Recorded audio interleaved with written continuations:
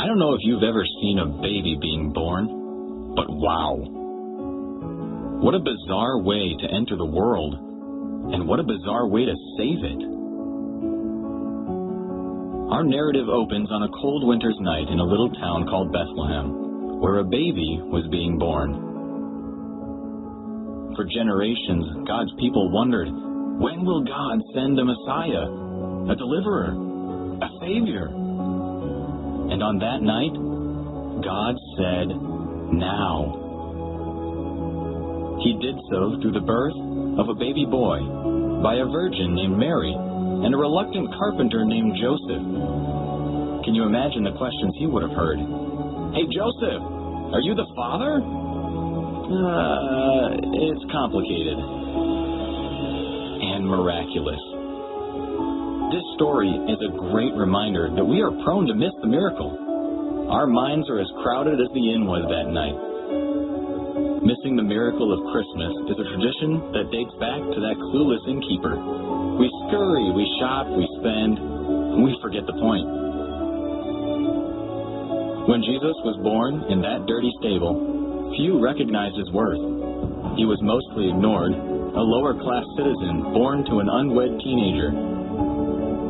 God could have brought him to earth with a thunderous arrival, full of pomp and circumstance.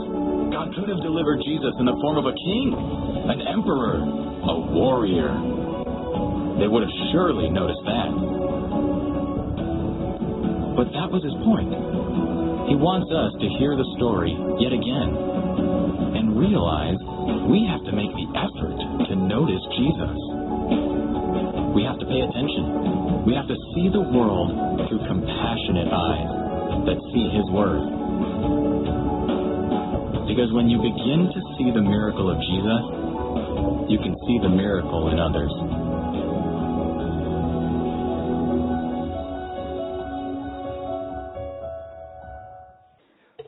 Well, in our new series, The Holiday Survival Guide, we're looking at not just having a to-do list this holiday season, but a to-be list.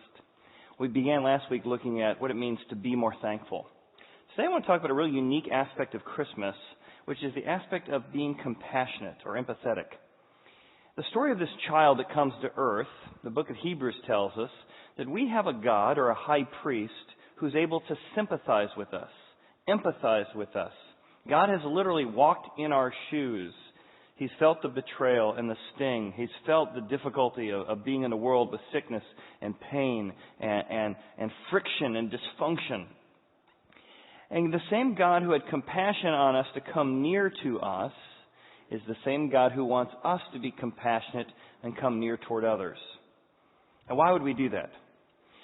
Well, every family, every marriage, every conflict that you see in an organization, in a department, or in a company, or in a neighborhood comes down to how we deal with conflict. And usually what happens is when I'm in conflict, maybe when you're in conflict, no one has to show me where I'm right.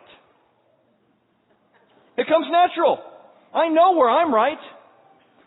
It's hard to see where the other person might be right, where they might have a good point. But in conflict, it's easy to see where I'm right. The second thing in conflict is it's very easy to forget that I only see a very small piece of a larger story. How I came across, how that might have been perceived, how that decision might have had unintended consequences. But because I know I'm right, given, and because I don't know that I only have a small piece of the puzzle, I then become very judgmental and very self-righteous because I weigh how right I am against how right you are. How wrong you are from how wrong I am. And as I weigh this situation, my limited view of conflict, my limited view of your point of view, brings me to the conclusion that I am right and getting righter all the time, and that you're wrong and getting wronger all the time. Because of a lack of empathy and compassion toward the other person's point of view. And every once in a while, we reflect to see it. Other times, circumstances come crashing into our lives that make us see it. My son came home from college few months ago, and when he came in, I could tell he was upset. So what's going on? He said, I cannot believe what the teacher did to humiliate me today. I said, what happened? He said he took my paper off the front, because I sit toward the front. He holds it up for the whole class and goes, look at this writing. The teacher said, I have a 34-year-old son with Down syndrome who writes better than Hovind here. He then went and scribbled on the board and said, look, scribble, scribble, I'm writing like Hovind. My son was hurt. My son was angry. So I listened. I was empathetic. And I said, do you want to go through the proper steps to hold this guy to account? He says, I do. I said, well, I'm proud of you for holding your temper, for being, treated so poorly. So I helped him walk through the process, and one of the things we communicated, besides it was totally inappropriate, was that my son has an IEP, and part of that is for his fine motor skills. He doesn't write real well, and so part of one of his accommodations is related to writing. That information was passed on to this teacher, and some way I hope was strong. And the teacher apologized at the next class and said, if I only knew you had this issue and this accommodation, I wouldn't have done what I did. To which you say, it's a little bit of compassion, a little bit of empathy, but not a lot. That apology came from circumstances being forced into his life, rather than thinking, maybe before I mock someone, maybe before I jump the gun and judge somebody, I should think about it from their perspective. There's a social researcher, her name is Brené Brown. She researches empathy and the power of empathy to transform relationships. As a scientist, she became increasingly committed to being vulnerable in her own life and compassionate in her own life as she studied the scientific evidence for empathy and compassion. She says this, empathy and shame are on the opposite ends of a continuum.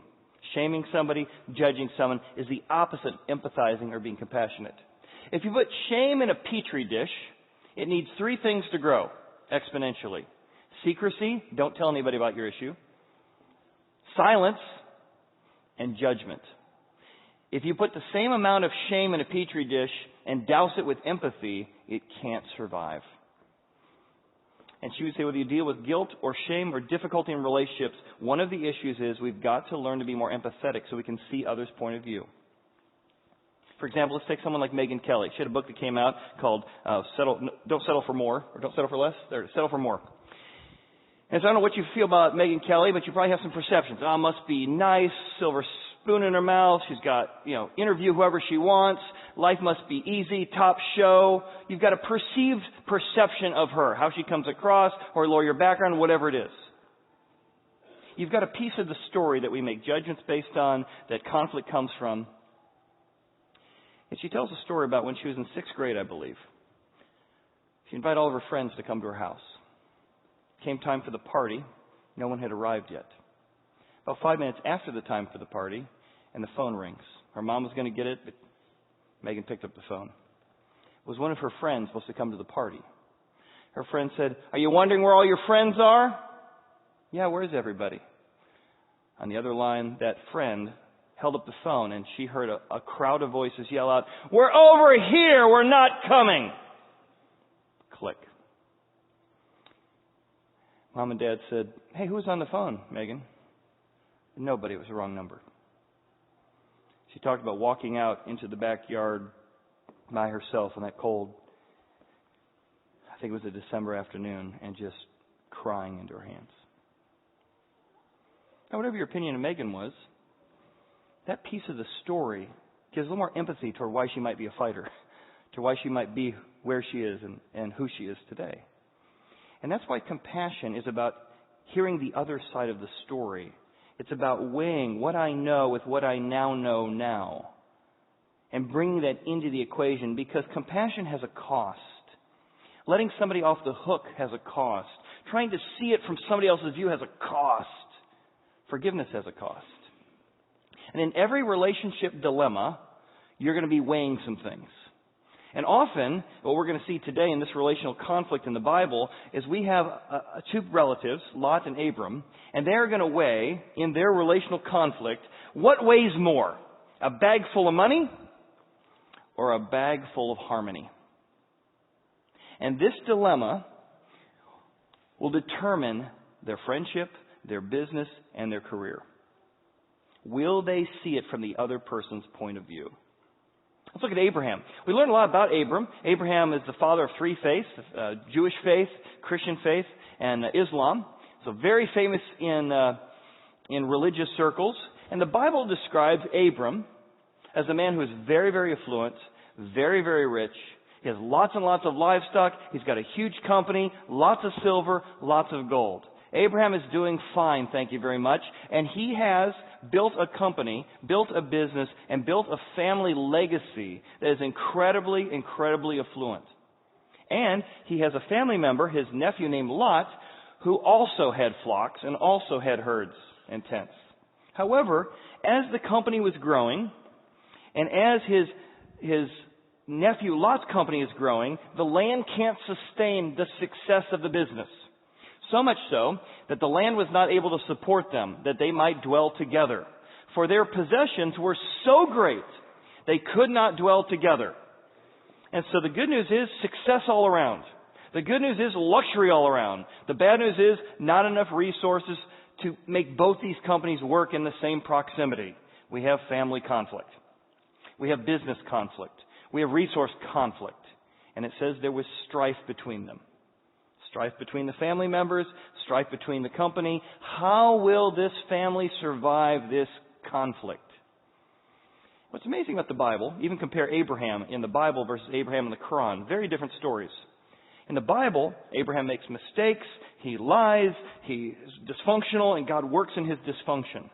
You read the book of Quran, and Abraham does everything right. If you remember, I have a friend of mine who's a Muslim scholar up here, and we've talked about that. He said, I don't understand. How can your Bible describe the father of faith as somebody who makes mistakes? The Quran says Abraham is a man we imitate because he's everything right. Because the Bible is not about us doing good things as much as it is about God helping us who are dysfunctional. Rescuing us, saving us from our conflict, saving us from our short-sightedness, saving us from our selfishness. And what's amazing about the Bible is it doesn't describe this sort of idyllic holiday season, this idyllic, everything is perfect. It talks about real conflict, real dysfunction, and how to work in that. And Abraham's going to have to make a decision. Is he going to weigh harmony with his company, harmony with his brother as weighing more than the cost of making some decisions? Or will he weigh getting every last ounce out of the situation, even if it causes more strife? And isn't that more what the holidays are about? You just came out of the holidays. There were wonderful moments. There were great moments. There was also awkward moments. And I can't believe he said that. Or I can't believe she said that way moments, right? There was strife. And the strife often came not from bad stuff, sometimes from success. How you see, how you think things should work. I think no one describes family better than Seinfeld, right? Seinfeld episode. You remember that Seinfeld episode that described the great season of Christmas? Only one family decided to create their own new holiday to express more accurately what the holidays were all about. In case you didn't see the episode, here's a quick clip. What?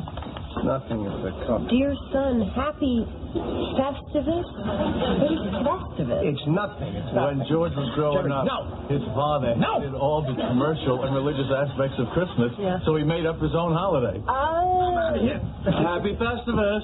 Festivus. When George was growing up, his father... It's nothing. It's a stupid holiday my father invented. It doesn't exist. Happy Festivus, Georgie. A new holiday was born. A Festivus for the rest of us.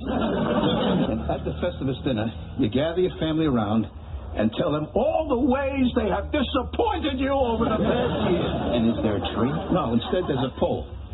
Requires no decoration.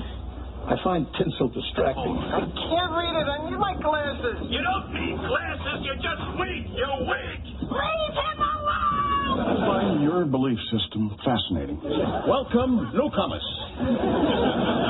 The tradition of Festivus begins with the airing of grievances. I got a lot of problems with you people. Now, you're going to hear about it. You, Kruger, my son tells me your company stinks. Oh, God. Right, we'll get yours in a minute. Kruger, you couldn't smooth a silk sheet if you had a hot date with a babe. I lost my train of thought. So here's what you have going on a Lot and Abraham's family. You have this conflict. You have this airing of grievances. This isn't working out together. Reminds me, it's almost like a tug of war going on between the two families, between the two business departments. My dad and I went to Sturgis several years ago on a motorcycle trip, and on the way we stopped in a little town in Iowa, the place where the TV show American Pickers is filmed. So we got to stop in the actual shop, got to see a few of the pieces, parts on a few of the shows. And while we were there, I looked just down the road, maybe 500 yards at most. And there was a carnival set up. I said, "What's going on there?" They said, "Oh, it's the annual Tug Fest." Go on. Well, every year, this little town in Iowa puts a barge rope across the Mississippi because there's another little town in Illinois on the other side. And after the games and after the festivities, they get the toughest guys from Illinois' little town and the toughest guys from the Iowa little town, and they have an across the Mississippi tug of war at our Tug Fest. And whichever town can pull the rope and the marker they have on the rope to their side of the river wins that year. And sure enough, every year there is this massive tug of war between towns, tug of war across the river to see who will win the annual Tug Fest. And that's what's going on between Lot and Abram, between Lot's family and Abraham's families. People got to take sides, Lot's employees and his employees. And in that, Abraham makes a decision. What's he going to weigh? There's a lot at stake. A lot of money at stake, a lot of future at stake, a lot of relationships at stake. Will he weigh the bag full of money or the bag full of harmony? Which will weigh more? We get two aspects, two, I think, profound principles that he uses in making this decision. The number one is it shows that Abraham realizes that family conflict always affects more than the two of you. And here's always the lie we tell ourselves. Well, I may be mad at Uncle such and such, I may be mad at my brother, but it's only between the two of us. Right. Well, the rest of us are having to tiptoe around the dinner table and not talk about such and such, not take an opinion. It never affects just two of you, right? Conflict always is not between you and that person. It affects everyone. And Abraham realized this. Abraham said, "Please, let there be no strife between you and me." But he also realized it was impacting and between my herdsmen and your herdsmen. How we handle this, how we approach this, doesn't just affect you and me. It affects our companies, our departments, our division. There's a lot at stake here. There's a lot of relationships at stake here. And immediately you see already Abram having the lens of compassion. He's not just thinking about where he's been wronged or right. He's thinking about the whole view. He's trying to get a big piece of the puzzle. Who does this decision impact? How might they see it? Your herdsmen. How might my herdsmen see it? He takes this very holistic approach to it. The second thing he's able to do, in a pretty amazing way, especially with a man who's worked so hard to be so affluent, is he weighs the relationship more important than riches. He realizes that their relationship as uncle and nephew is even more important than whatever he might give up in this deal. Look what he says. He starts off by saying, before we negotiate, let's remember we are brethren. Let's remember we're in a relationship. Let's not forget that all the things are important. Herds are important. Gold is important. Silver is important, without a doubt. But let's make sure as we approach this, our relationship is more important. It's weighed more. The harmony of this is weighed more than whatever negotiation we have. Please, he says, in light of that, is not the whole land before you. So what he does is he comes to a section, they stand up on this section, and they look out. And they say, there's your herdsman, here's our herdsman, here's all the land that we look upon. I'll let you go first. Now, he could have said, listen, I'm older. I go first. Respect your elders, for crying out loud. He could have said, by the way, you wouldn't have got here if I hadn't brought you with. You owe me. I'll go first. If anyone had a reason to go first, it would have been Abram. But he says, I'm going to let you pick. From where we can see all the land, you pick one half, and I'll take the other half. You go first. Please, let's separate. This is a good time in our company. It's a good time in our family to divide, and you have some boundaries for where you're at. I'll have some boundaries where I'm at. If you choose the left side, I will choose to go to the right. If you choose the right side, I'll go to the left. Now, as we're going to find out, there was a side that looked a lot better and looked a lot less. But Abraham is able to say, whatever happens, I know that I built this company when I had a crummy area of land. I'm not going to weigh, need to get everything out of this that I earned. I'm going to weigh that harmony in the company, harmony in the family is more important than giving every last nickel out of the situation. I went to grad school. I've got 20 years ago now. We were at grad school and we had a ethics class. We had a lawyer there, we had a theologian there, and we were discussing all kinds of complex ethical dilemmas and how to approach them. And as we were walking through different dilemmas together, the lawyer had a phrase he kept using. He said that the thing you got to ask yourself in a situation like this, when you're weighing X value against Y value, is the game worth the candle? And he'd go on. He'd say, yeah, well, Chad, I'd ask a question. Why'd you choose to weigh that versus this? Well, you got to ask yourself, is the game worth the candle? So after about 2 hours of this, I said, I'm sorry, maybe I'm the only one. Could you tell me about the etymology of that word? Like, where did that phrase, is the game worth the candle, come from? I have no idea what it means, and you keep answering my questions with that. He said, oh, sorry. He said, back in Abraham Lincoln days, before there was electricity, if you wanted to play a game at night, say checkers or chess, you had a decision to make. You would go to your supply closet. You only had a certain amount of candles. And so you had to ask yourself, is this game worth the candle? We could play chess for the next 2 hours, but by the time we're done, we're going to be down one candle in case of emergency. So you would have to always assess, is what I'm going to do here, the game, the connection, worth one candle? Is the game worth the candle? That metaphor stuck with me because often I think when we come to a family dilemma or family conflict or apologizing or seeing another person's perspective, we say, oh, it's so worth it. It's so worth it to be right. It's so worth it to prove I'm right. It's so worth it to put them in their place. I would just ask you, is the game worth the candle? How it's affecting everybody in your family? How's it affecting everybody in your department? Is this hill you've decided to die on, this chess game you've decided to play, worth the cost to everyone else? And I think if you're like me, you come into certain situations and you give yourself permission to be angry. Here's what it looks like. You probably don't do this. This will just be me. You come and you say, if my mother-in-law brings up such and such, I'm going to be angry all week. So you've given yourself permission. Now, you know she's going to bring it up because she always brings it up. If they talk politics at Christmas this year, I'm going to be pouty. You don't say it out loud, but you say something. I'm going to be pouty all weekend. And you are. How's your Christmas? Bad. Why? Because somebody talked about Donald Trump. Somebody talked about Hillary Clinton. Somebody talked about whatever.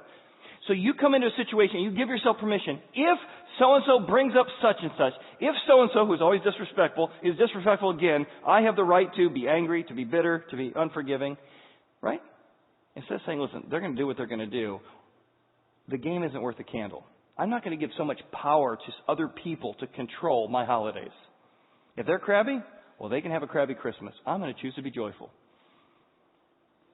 I mean, imagine walking into a party. Most parties, we walk into Christmas parties, we all walk into social gatherings, we're always thinking, what about me? I mean, you walk into a birthday party, and it's like, happy 11/27. It's a birthday day today, and you walk into that party, and you say to yourself, hey, how do I look? Are people looking at me? Are people seeing what I'm doing? And so you come into a situation saying, how is so-and-so's attitude going to affect me? How is so-and-so's disrespectful comment going to affect me? What if this Christmas, every situation, every party, every gathering we came into, we instead said, what does Mom need? What's it like to have lost Dad this Christmas? And yes, you might be a little crabbier than normal, a little moodier than normal, but what would it be like if I had lost my spouse after 50 years? And stop thinking about ourselves. You'd start to reframe, what's it look like from their perspective? What if we began to find, like with that Megyn Kelly, just a little piece of the story of our uncle or our sister-in-law and began to give a little bit more compassion rather than judgment? Probably not going to change them, but wouldn't it change the way we react to them as we begin to weigh a little bit of compassion over a little bit of judgment? As we begin to say, maybe I want a bigger piece of the story so I can have a little bit more empathy toward where they might be coming from? What do they need versus what do I need? So that's what Abraham did. Now contrast that with Lot.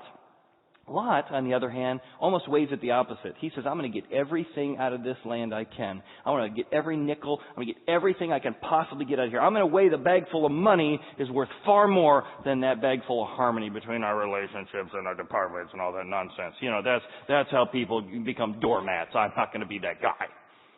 So Lot weighs a bag full of money over a bag full of harmony, and he ends up not with joy and freedom, but with discontentment. He weighed it wrong. And the Bible tells us why. Number one, he was convinced that money was capable of something it's not. Money is a great thing until we turn it into an ultimate thing. Look what he says. Lot lifted his eyes. In the Hebrew, this word is a word for worship. He looked up to his eyes to the land and goes, whoa! And here's what it says. He lifted up his eyes, he worshipped with his eyes, and he saw all the plain of Jordan, and it was well watered everywhere. Now this is before God destroyed Sodom and Gomorrah. The author reminds us. We'll get back to that. When he saw the land, it looked like the garden of the Lord. So if you don't know the story of the Bible describes a time when God created a perfect creation. No pain, no agony, no conflict. And when he looks that day, as he stood up and he looked to the left and to the right, he goes, that place is crummy. It's the Garden of Eden over there. This is God's place. If I could have this land, all would be good. My life would be fulfilled if I had that creek. That's all I need is that creek. That's all I need is that rock. That's all I need. If I could just say, that's The Jerk, if you haven't ever seen the movie The Jerk. He said to himself, if I could just have that land, it's capable of far more than what you think. It's not just land. It's not just a creek. It's not just grass. It is the Garden of Eden.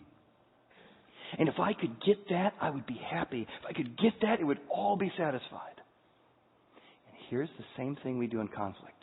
If I could prove him wrong, I would finally be happy. If I could finally win that argument, if he'd finally say he was wrong, if he'd finally say I was right, if I could finally get that thing or get that circumstance or get that situation, I would finally have everything I need. Rocks do not satisfy. Creeks don't satisfy. Telling somebody off, I wish it did, it just doesn't satisfy.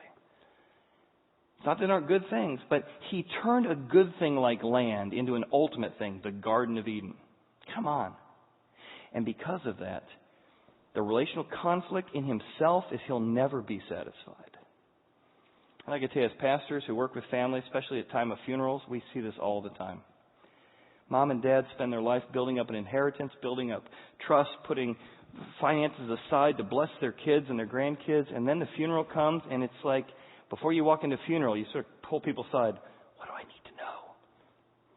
Well, so-and-so's mad at such and such because of such and such, and they just read the will, and they found out they wrote this piece, and only 12%, there's only 5%. And now, this money that was given by parents to bless and to encourage and to create harmony, everybody is fighting over every dime and every nickel, and there's lawsuits going back and forth, and you're like, oh my goodness, if mom and dad were alive, they would be so grieved.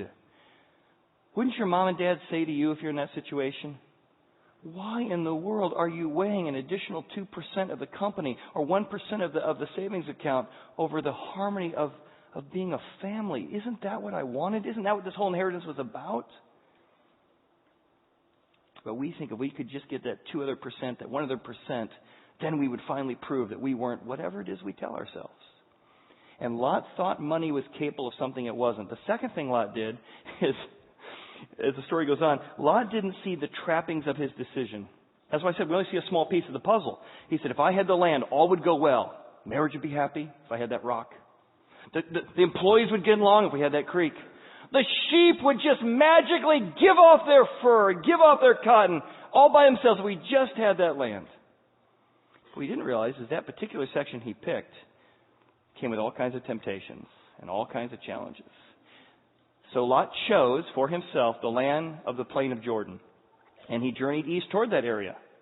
What he didn't see is that was the area known as Sodom and Gomorrah, a place that was exceedingly evil. The book of Ezekiel tells us a place that did not care for the poor and did not care for the needy. And the same mindset he had, not being compassionate toward others, not giving toward others, not caring for others, gets exacerbated by getting into a town known for actually putting laws in place that punished you for caring for the poor. Think about that. And at the end of his life, you know what we find out? He loses his marriage. He loses his wife. He's not happy. He's not joyful. There's friction in his family. There's friction in his company. There's friction in the area he chose. It's not because one piece of land was right or wrong. It's because the value system he went into it, money over relationship, stayed with him and ended up destroying everything. I had a friend who was in the middle of a big lawsuit. It was a gigantic company and being sued by a smaller company. I'll call them David and Goliath.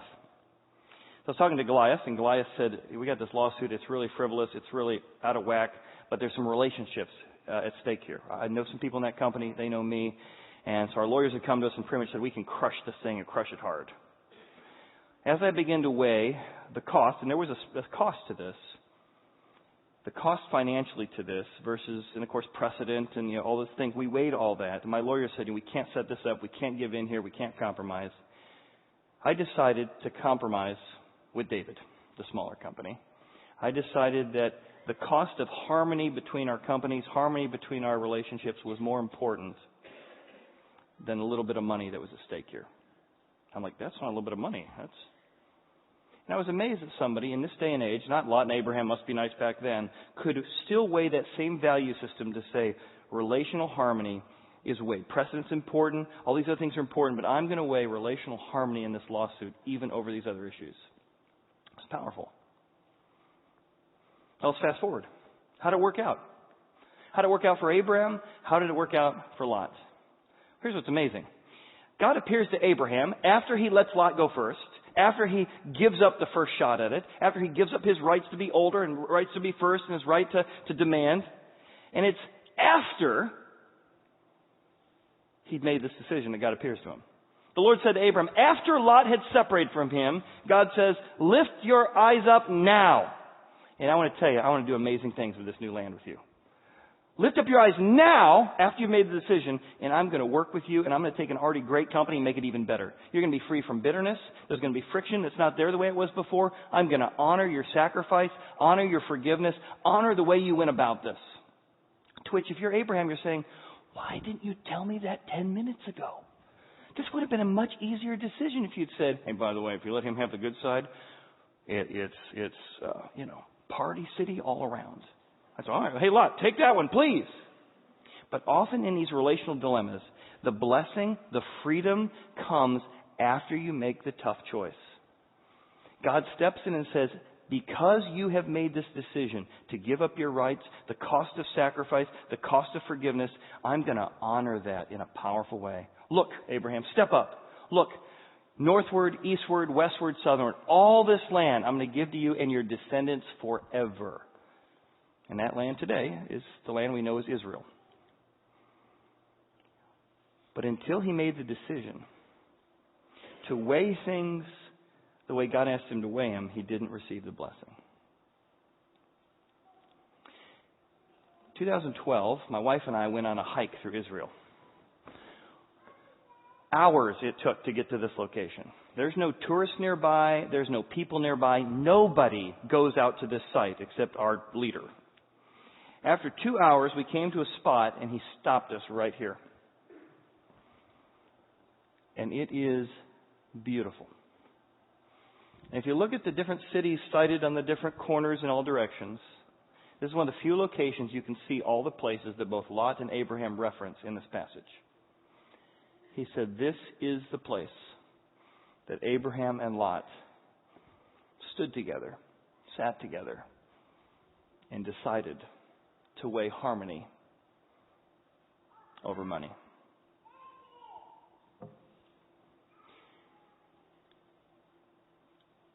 Maybe you and I should sit with Abraham and Lot this Christmas in the same spot.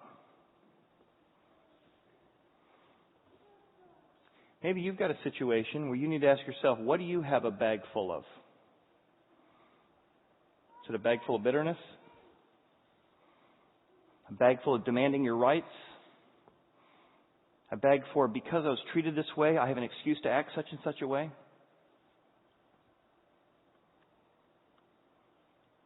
Abraham and Lot changed the world from this spot so many years ago. So let me take a moment. Will you sit with me with Abraham and Lot? Maybe ask God, God, what is it I can't let go of? That bag full of bitterness, that bag full of my rights, that bag full of, I cannot say, I am sorry, I was wrong. And God would say, after you make that decision, I've got some pretty cool things in store for you. Some freedom for you. But you're going to have to let go of that bag. And there's going to be a cost to that, and I don't doubt that. God doesn't minimize the cost. He just said, but if you'll let go of that, if you will choose harmony over money, harmony over the need to be right, harmony over punishing them again and again, either in your mind or physically or with withdrawal, however you're doing it, God said, you can change the canvas. You can change the landscape. You can change the topography of your family. Because right now, everyone's walking around on eggshells because of the conflict they know you've had for 20 years. You could change things and be freer this Christmas. What's amazing is when we came to this spot and we thought about the conversations, we thought about the moments between Abram and Lot, it was just about 100 feet away, just before we got there, is a stable. It's an old ancient stable. Stables weren't made out of wood. They were usually large caves, where shepherds, when there was a storm, would bring their animals into a cave system. This is a very large one that we got to walk inside of, and you can see the animal dung that was in there, and you can see all the remnants of shepherds who'd been there. Even to this day, it's still used by the shepherds in that area of the country. And here in a cave just like this, God had a decision to make. I want harmony with mankind. I like peace on earth, goodwill toward men. But does that weigh as much as leaving heaven? Does that weigh as much as taking a multidimensional being like God and becoming a three-dimensional human being? That's going to be painful. Does the cost of harmony with human beings, is it worth being hunted for the first couple years of my life? Seeing my mom scorned because she had a child out of wedlock, kind of, but I'm not sure. Will it be worth being betrayed, denied, whipped, and ultimately crucified? And as God sat in heaven and looked at the landscape of His life, He chose to go to a cave. He chose to go to a dark place, a difficult place, because He had compassion toward human beings, compassion toward you and I. And He weighed in that moment the bag full of comfort, the bag full of convenience, the bag full of money was not worth as much as the bag full of harmony and forgiveness for you and I. And that becomes the motivation. If you're having trouble letting go, God says, you can't do unto others what hasn't been done unto you. See what I did for you and then go and do the same for others. So this Christmas, this season, I want to encourage you to do two things. Number one, I want you to give. Give until you're not being controlled by money, or give until you're not controlling other people with money. Many of us growing up with patterns that we got controlled by the people around us because of money. And the Bible says that financial giving is a way that you can work your heart to a place where you're no longer being controlled by money. If I could just have the Garden of Eden, if I could just have that job, just have that title, just have that promotion, wow, it'd be the Garden of Eden. God said, no, it won't. It'll be nice, but it won't be the Garden of Eden. So begin to give until you're not being controlled by money or you're not controlling other people with money. And secondly, this Christmas, forgive. Forgive the person who doesn't deserve it. Forgive the person who's been mean and nasty. Forgive the person who's probably never going to change. Forgive until you're not being controlled by bitterness or you're not controlling other people with bitterness because you owe me because of what you did 3 years ago or 10 years ago. You bring it up. You say, did I ever tell you the time? And everybody goes, oh, yes, we've heard the story. You're even tired of telling the story at one level, except you like the adrenaline rush of reminding people how wronged you were. And God says, forgive this Christmas until you're not controlled by bitterness or being controlled by bitterness. That doesn't mean you don't set boundaries. I mean, that's the whole thing about Abraham was he was setting up boundaries. You're here, we're here. We'll work out better with boundaries. There was graciousness, there's compassion, but there's also truth there. There's things aren't working out the way they are. I had one of those opportunities a couple weeks ago. I had a real tough situation where just somebody who is naive to the issues related to special needs said some very offensive things about my son. And so we're having this 45-minute conversation, and I'm trying to be firm but also gracious. All right, he doesn't know what it's like. He can't appreciate how challenging this is. He doesn't realize Quinn can't control himself when. And this guy's coming at me really hard. Judgmental statements and just, I'm like, oh. Think about it from their perspective. So finally, this one moment in the conversation, I got on the phone. I was on the phone. I said, listen, when you ask me to do such and such, I just got to tell you, it is incredibly offensive. I mean, I can't even describe how offensive what you're saying is. But I'm going to choose not to be offended by your offensive comments. He said, oh. I said, I want to handle this in a neighborly way. I want to handle this in a compassionate way. I want to handle this in a loving way. So though I could be offended, and I think I'd be very justified, I would like to instead work toward harmony and what's best for everyone in the situation. And after 45 minutes, we came to a conclusion that ultimately was best for me, it's best for Quinn, best for the situation. It's not easy. There was a huge cost to not losing my temper in that conversation, and I would have been justified. But God was saying, Chet, I want you to see other people the way I see you. See the other side of the story the way I saw your side of the story. And I think God would say the same thing to you and I. Let's weigh things properly. Can we pray together? Let's just ask God to help us this Christmas. Father, would you give us the courage to choose to let go of something we've been holding on to for a long time? More than that, would you give us the promise that you reward us for doing so in this life or the next?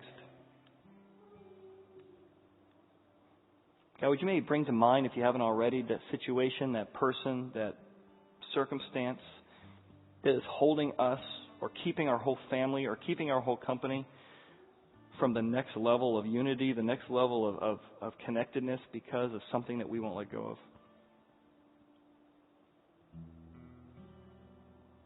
Maybe you want to make a courageous prayer this morning and just say, God, I need your example to do this. God, I don't know if I believe that you came to earth, if that's where you're at. But if you did, I want to do unto others what you say you've done unto me. And if you do believe the message of Christmas, you can say the same thing, which is, God, I believe you came to earth for me to forgive.